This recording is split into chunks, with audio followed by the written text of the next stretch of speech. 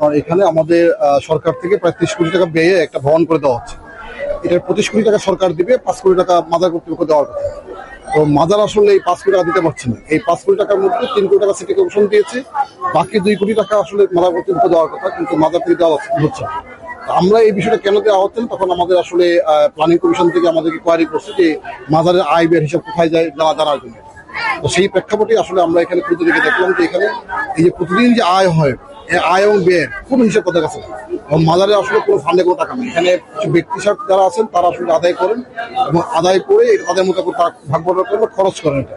তো যেহেতু এটা ওয়াক্ফ সম্পত্তি, পাবলিক প্রপার্টি, এখানে আয়ের একটা রেকর্ড বসে রাখতে হবে। তো সেটাই আমরা নির্দেশনা দিয়েছি যে এখন থেকে মানে আয় এবং ব্যয় হিসাব রাখতে হবে অবশ্যই। এখন দ্বিতীয়ত হচ্ছে যে এই হলো শাহজালাল রহমতুল্লাহর এই যে মাজার, এই মাজারটি আসলে এই শুধু সিলেট অঞ্চল না, মানে বাংলাদেশের জন্য একটা নিয়ামত বা একটা গর্ব আমাদের।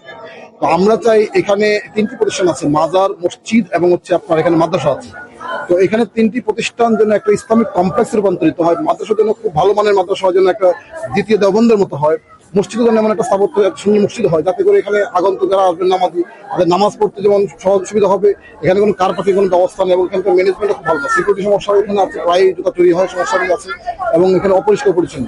তো আমরা চাই মাজারটা এমন হোক যে এখানে যারা আসবেন, আমাদের ভক্ত যারা আসবেন, সাধারণ ভক্ত বা পুনরায় যারা আসবেন, তারা যেন এসে দেখেন যে না, এই বাংলা ব্যবস্থাটা খুব সুন্দর এবং এটি যেন আসলেই একটা প্রকৃত অর্থে হযরত শাহজালাল রহমতুল্লাহ যে কারণে এখানে আসছিলেন, সেই ইসলাম প্রচার বা ইসলাম আলো প্রসারের জন্য ভূমিকা রাখতে পারে। এবং এইটার মাদ্রাসার ছাত্ররা যাতে এখান থেকে ভালোভাবে পড়াশোনা করতে পারে, তারা আমল এবং এলেমে যেন জগতে সেরা হয়, এটি আমরা করতে চাই। এবং এখানে কার পাখির কোনো ব্যবস্থা নেই এবং এটার কারণে আশেপাশে যানজট হচ্ছে। এই বিষয়টা আমরা দেখছি আসলে এখানে বহুতল ভবন নির্মাণ করে বা এখানে যদি আরো জায়গা আপনাকে অ্যাকোয়ার করে, অথবা মসজিদটা একটা নান্দনিক মসজিদ করে, যাতে এটা সুন্দর একটা কমপ্লেক্স হয়, যাতে মানুষের কাছে একটা গ্রহণযোগ্য হয় এবং সকল স্টেক হোল্ডারকে নিয়ে করা হয়, সেটার বিষয়ে আমরা এটার কথা বলছি। এবং আগামী 16 তারিখে এটার একটা মিটিং আমরা রেখেছি। আমরা চাই হযরত শাহজালাল রহমতুল্লাহ মাজারটা যেন এই এলাকার জন্য একটা দেখার মতো নান্দনিক ইসলামিক কমপ্লেক্সে রূপান্তরিত।